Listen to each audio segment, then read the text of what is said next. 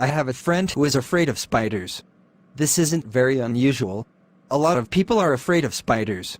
I don't really like spiders much myself. I don't mind them if I see them outside in the garden, as long as they're not too big. But if one comes in the house, especially if it's one of those really big spiders with furry legs and little red eyes, then I go yuck and I try to get rid of it. Usually I'll use a brush to get rid of the spider, but if I feel brave then I'll put a glass over the top of it, slide a piece of paper under the glass and then take it outside. This is quite normal, I think. But my friend isn't afraid of spiders in any normal way. She isn't just afraid of spiders, she is totally, completely and utterly terrified of them. When my friend sees a spider, she doesn't just go or run away or ask someone else to get rid of the horrible creepy crawly. No, she screams as loud as she possibly can. She screams so loud that her neighbors worry about her and think about calling the police. When she sees a spider, she shivers all over and sometimes she freezes completely. She can't move at all because she is so terrified. Sometimes she even faints. But my friend had a surprise for me when we met for coffee last week. Guess what? She asked me. What? I said. I've got a new pet. Great, I said. What is it? A dog? A cat? No. A budgie? No. A rabbit? No. What then? I've got a pet spider. I don't believe you. It's true. I decided that it was time I did something about my phobia.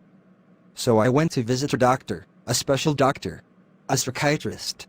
This psychiatrist specializes in phobias, helping people who have irrational fears to get better and live normally. He told me I suffered from arachnophobia. It's an irrational fear of spiders, he said. About 1 in 50 people suffer from a severe form of arachnophobia. It's not very uncommon. Thanks, said my friend. But that doesn't help me much. There are lots of different ways we can try to cure your phobia, said the psychiatrist. First, there is traditional analysis. What does that mean? Asked my friend. This means lots of talking. We try to find out exactly why you have such a terrible fear of spiders. Perhaps it's linked to something that happened to you when you were a child. Oh dear, said my friend. That sounds quite worrying. It can take a long time, said a psychiatrist. Years, sometimes, and you can never be certain that it will be successful. Are there any other methods? Yes, some psychiatrists use hypnosis along with traditional analysis. My friend didn't like the idea of being hypnotized. I'm worried about what things will come out of my subconscious mind, she said. Are there any other methods? Well, said a psychiatrist, there's what we call the behavioral approach. What's the behavioral approach? Asked my friend. Well, said a psychiatrist, it's like this. The psychiatrist got out a small spider from his desk. It wasn't a real spider. It was made of plastic. Even though it was only a plastic spider, my friend screamed when she saw it. Don't worry, said a psychiatrist. It's not a real spider. I know, said my friend. But I'm afraid of it just the same. Said a psychiatrist. A serious case. He put the plastic spider on the desk. When my friend stopped screaming, the psychiatrist told her to touch it. When she stopped screaming again, the idea of touching the plastic spider was enough to make her scream. She touched it. At first she touched it for just 1 second. She shivered all over, but at least she managed to touch it. Okay, said a psychiatrist. That's all for today. Thanks. You can go home now. That's it? Asked my friend. Yes. That's all? Yes, for today. This is the behavioral approach. Come back tomorrow. My friend went back the next day, and this time the plastic spider was already on the doctor's desk. This time she touched it and held it for 5 minutes. Then the doctor told her to go home and come back the next day. The next day she went back and the plastic spider was on her chair. She had to move the spider so she could sit down.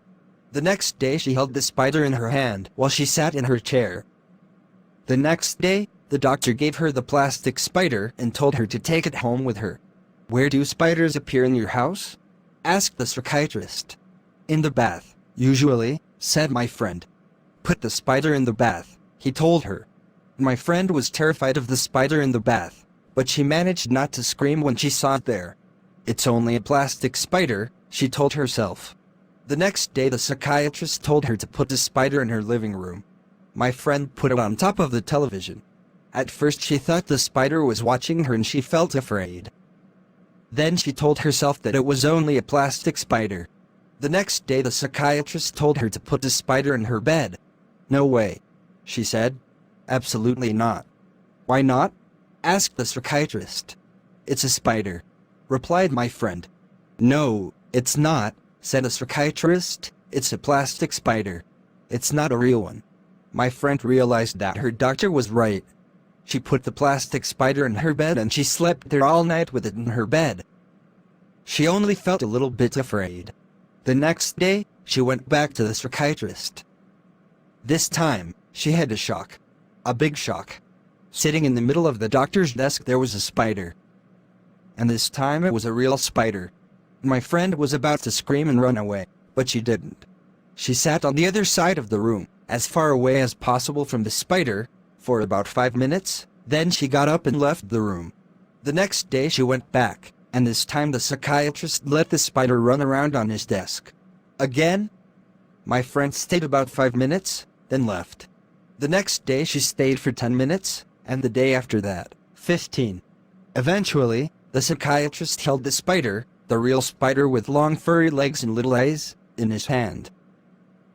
He asked my friend to come and touch it.